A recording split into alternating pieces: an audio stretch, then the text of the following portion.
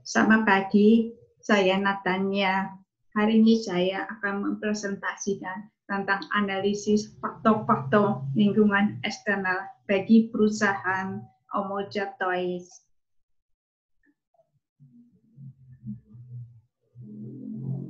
Perusahaan ini sudah berdiri sejak tahun 2007. Merupakan industri kecil menengah yang memproduksi mainan dan alat peraga edukatif dengan bahan kayu. Perusahaan ini merupakan bidang usaha pendidikan anak usia dini dan usia dasar. Sudah memiliki lebih dari 300 distributor. Sekarang workshopnya berada di Bogor. Omoja Toys didirikan oleh Ibu Yuni. Awalnya pedagang mainan importan berasal dari Cina, dan kemudian tahun 2007 Ibu Yuni ingin memproduksi sendiri. Visinya menjadi produsen dan pedagang mainan edukatif yang mampu bertahan dan berkembang.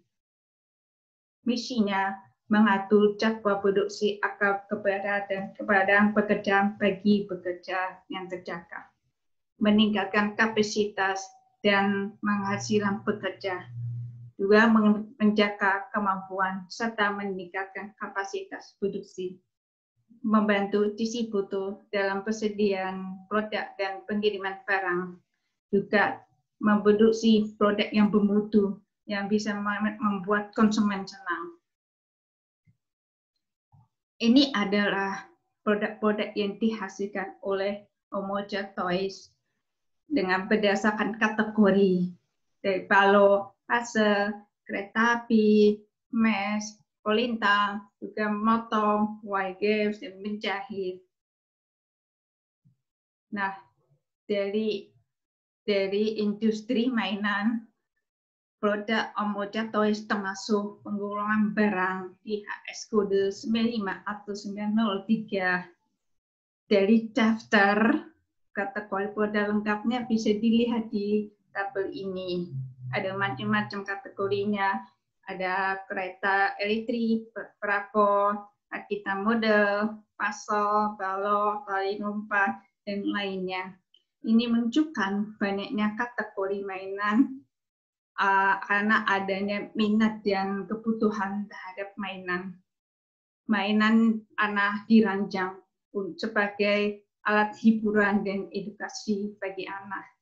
Nah, dilihat kode, tujuan melihat kode ini supaya bisa melihat peta perdagangan secara global dan data statistiknya. Nah, saya mengambil dua isu yang mempengaruhi ekonomi. Yang pertama dari ekspor dan impor. Yang kedua pandemi COVID-19. Yang isu pertama, menurut Kementerian Perindustrian Republik Indonesia, industri mainan anak menjadi salah satu sektor manufaktur andalan karena dapat berorientasi ekspor. Industri mainan di Indonesia mampu memberikan kontribusi pertumbuhan manufaktur dan ekonomi nasional. Juga memiliki potensi pasar global yang cukup besar. Bisa dilihat tabelnya secara dunia. Di tabel ini ekspor komoditas mainan dari Indonesia sepanjang dari tahun 2017 meningkat sebesar 9%, menjadi nilai 507.553.000. Nah, kemudian meningkat sebesar 3% di tahun 2019 sebesar 521.957.000. Ini datanya saya ambil dari data trademaps.com. Nah, dari data trademaps, negara importir mainan dari Indonesia itu yang terbesar di Amerika, yang salah satu industri mainan besar di Indonesia namanya perusahaan Mattel, anak perusahaan dari Mattel yang dari Amerika. yang memproduksi Barbie yang berada di Cikarang. Perusahaan ini sudah menyerap tenaga kerja sekitar 10.000 dan nilai ekspornya dalam kurun 5 tahun terakhir rata-rata di atas 150 juta US dollar per tahun. Selain Amerika, Indonesia juga mengekspor ke Singapura, Inggris, Jepang, Cina, dan lainnya. Nah, kemudian ini adalah selain keunggulan ekspor ke luar negeri, pemerintah Indonesia juga membuka pasar dalam negeri sehingga mainan dari Cina itu menguasai pasar domestik. Cina berhasil mengungguli peringkat pertama dalam negeri sehingga mainan dengan nilai 335.469.000 US dollar dengan pangsa pasarnya itu sebesar 78% di Indonesia. Tidak mengherankan yang ditemui di online marketplace seperti Shopee dan Tokopedia, produknya besar dikuasai oleh barang-barang impor dari Cina. Nah, apa peluang dan ancamannya? Peluang tentu industri mainan Indonesia dapat orientasi ekspor. Ancamannya mainan dari Cina dapat menguasai pasar domestik. Jadi apa implikasinya? Omo Jatoy belum melihat peta perdagangan secara global akan dapat melihat ancaman dan peluang yang mempengaruhi ekonomi, akan dapat melakukan inovasi baik produksinya, cara kemasan, kerjasama, distributor, dan lainnya supaya dapat bersaing secara global. Nah, ini adalah isu kedua, pandemi COVID yang mempengaruhi ekonomi Indonesia. Ya. Jadi dilihat tabel ini, grafik ini, kok terjadi kontraksi ekonomi pada kuartal 2 tahun 2020. Ya, ini adalah kontraksi ekonomi terbesar. Nah, ini meningkat sebesar 5,05% pada di kuartal 3. Jadi Asosiasi Mainan Indonesia mendata utilitas industri mainan nasional anjlok sehingga 65% akibat pandemi. Penurunan pertumbuhan ekonomi di Indonesia akan berdampak terbatasnya aktivitas ekspor dan impor yang berpengaruh pada rantai pasok secara global. Ya, karena ketersediaan bahan baku untuk produksi pun menjadi menipis. Nah, peluang ini bisa menjadi peluang bagi industri lokal yang dapat meningkatkan produksi dan penjualan karena importir tidak bisa memasok barang mainan import yang tidak begitu banyak lagi. Ancamannya tentu menurunnya daya beli masyarakat sehingga penjualannya menurun. Kedua, aktivitas bisnis industri mainan terganggu mulai dari produksi hingga distribusi. Jadi implikasinya, Omo Jatoy bisa melihat ancaman dan peluang dari faktor mempengaruhi ekonomi, menurunnya daya beli masa karena pandemi. Namun bisa menjadi peluang bagi Omo Jatoy karena dapat memasarkan mainan dalam domestik dan dapat produksi dengan bahan baku asal negeri sendiri. Lingkungan sekarang sudah masuk lingkungan politik. Lingkungan politik, isunya perang dagang antara Amerika dan China. Amerika akan memperlakukan tarif sebesar 15% untuk produk buatan China, memungkinkan akan ada ancaman meningkatnya arus impor mainan dari China ke Indonesia. Tapi ada peluang karena pelakuan tarif ini justru mendorong sejumlah produsen mainan dari China akan membangun fasilitas produksi di Indonesia. Hal ini bisa menjadi peluang besar bagi eksportir di Indonesia. Maka implikasinya Omoja Toys akan mendidik lebih sadar lingkungan politik seperti perang dengan Amerika dan China.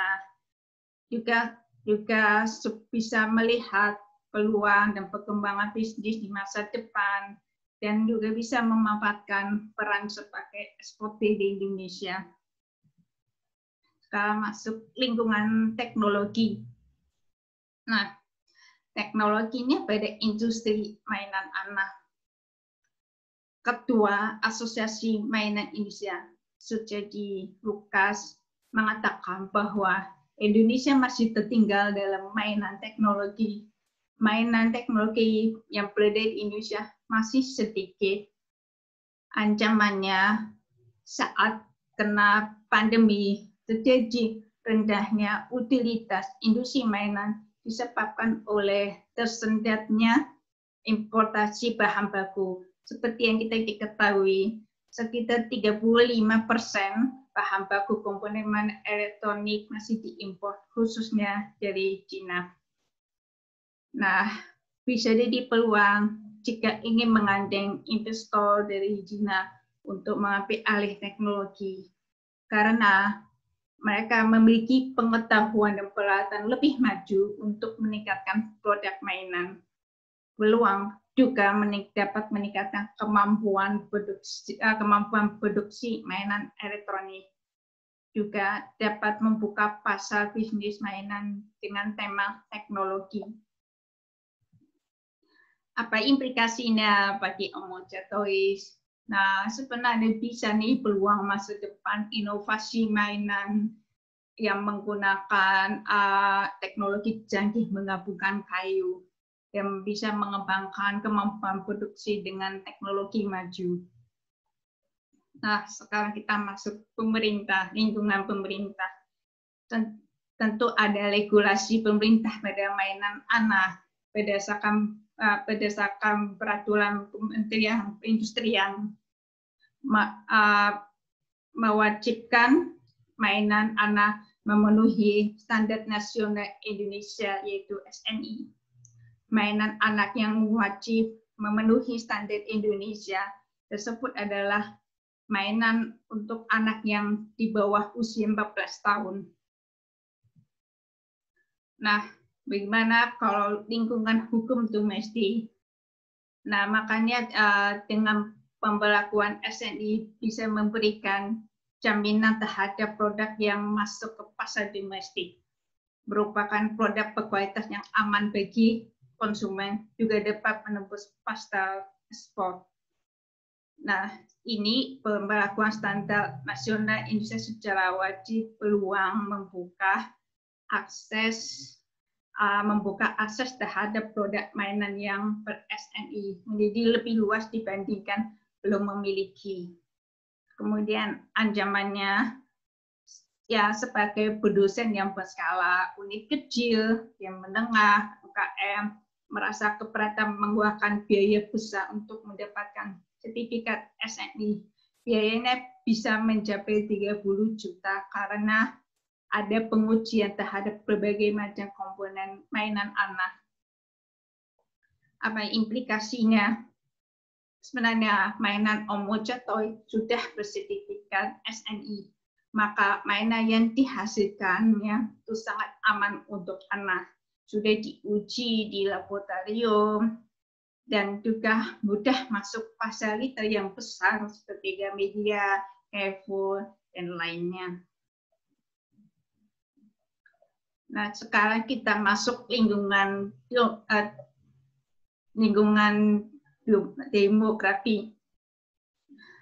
demografi pasar mainan anak di Indonesia. Populasi anak di Indonesia merupakan pasar yang potensial usia dini 0 sampai 4 tahun sekitar 21 juta jiwa dan usia dasar 5-9 tahun sekitar 21 jiwa. Komposisi usia ini menunjukkan jumlahnya yang sangat besar, bisa menjadi pasar potensial bagi produsen mainan di Indonesia. Ya, hal ini bisa menjadi pasar yang sangat menjanjikan bagi industri mainan dalam negeri. Sekarang masuk lingkungan sosial budaya. Isunya sebenarnya ada dua, tapi ya saya gabung perubahan sosial budaya di era digital dan pandemi COVID-19. Jadi perkembangan teknologi menghadirkan permainan digital seperti aplikasi. Maka mainan tradisional itu terancam tergeser.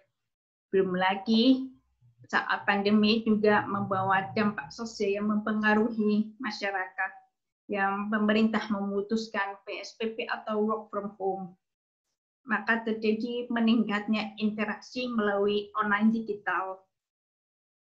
Implikasinya, Omocha Toys sebagai produsen mainan belum memperhatikan perubahan sosial budaya ini dari era digital dan pandemi COVID-19 supaya bisa memikirkan strategi bagaimana mainan kayu tetap bisa diminati oleh anak. Oke, ini terakhir masuk lingkungan alam. Pemerintah Indonesia memerangi penebangan liar dan pedagang kayu ilegal. Tidak jarang kayu yang dihasilkan dari penebangan liar yang tidak bertanggung jawab untuk merekultivasi kembali. Akibatnya hilangnya habitat bagi satwa liar, erosi tanah, sedimentasi sungai, polusi air dan udara, juga terjadi penumpukan sampah. Maka diperlukan sistem verifikasi legalitas kayu berfungsi untuk memastikan produk kayu yang diperoleh dari sumber asal-usulnya dan pengelolaannya memenuhi aspek legalitas. Walaupun memang bahan baku Omocha Toys berasal dari kayu yang bisa diurai kembali oleh alam, tapi tetap belum memperhatikan atau memastikan bahan kayu yang digunakan berasal dari sumber hutan yang bertanggung jawab.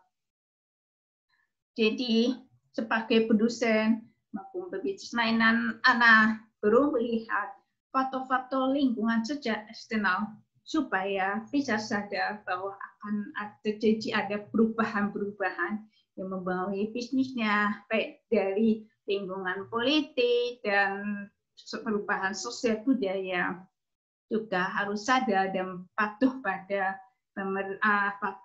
hukum dan peraturan pemerintah di Indonesia. Juga sadar bahwa bahan baku yang digunakan berasal dari sumber hutan yang bertanggung jawab supaya Indonesia tidak kehilangan hutan. Maka menjadi bisnis mainan menjadi bisnis yang berkelanjutan yang baik bagi kita semua. Sekian dari presentasi dari saya. Terima kasih dan selamat pagi.